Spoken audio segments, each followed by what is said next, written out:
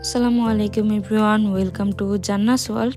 আশা করি যে যেখান থেকে ভিডিওটি দেখছেন সবাই ভালো আছেন। আলহামদুলিল্লাহ, আমরাও ভালো আছি। সবার মাঝে আরও একটা ভিডিও নিয়ে চলে এসেছি। আই হোপ আপনাদের কাছে ভালো লাগবে।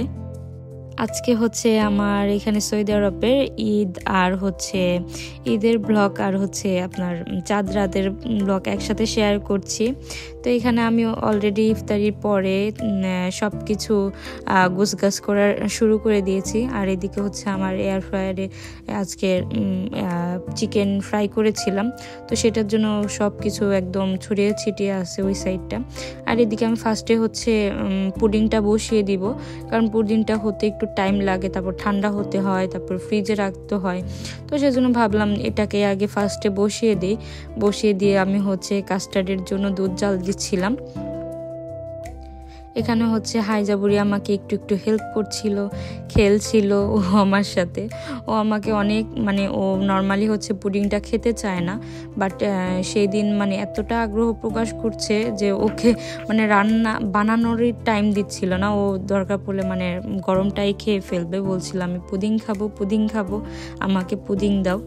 তো ওকে তো আর বুঝাতে পারছিলাম না যে এটা হতে হবে, তারপর দিন সকালে খেতে পারবে। তো আমি টুকটাক রান্না বান্না ফিশ ফ্রাই, তারপর হচ্ছে একটু ডিম ভুনা, তারপর হচ্ছে একটু রোস্ট, এগুলো হচ্ছে আমি রাতেই রান্না করে ফেলেছি। রাতে রান্না করতে করতে অনেক লেট হয়ে গিয়েছিল। তো জাস্ট মাটনটা হাইজার পাপা হচ্ছে ম্যারিনেট করে রেখে দিয়েছিল, আমি সকালবেলা হচ্ছে উঠে জাস্ট এটাকে বসিয়ে দিয়েছি। আর এখানে হচ্ছে আমি যে কাস্টার্ডটা কালকে বানিয়ে রেখেছিলাম একটু ফালুদার মতো করে রান্না করব, তো সেজন্য নুডলসটাও একটু বয়েল করে নিলাম। তারপর হচ্ছে আমি আমার প্রিপারেশন শুরু করে দিয়েছি।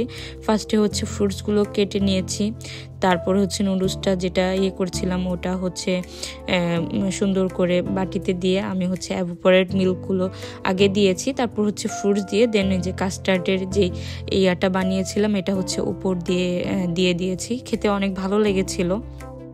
এটা বলতে পারেন ফাঁকিবাজি ফালুদা রেসিপি আর কি। এখানে হচ্ছে আমার মাটনটাও হয়ে গিয়েছে।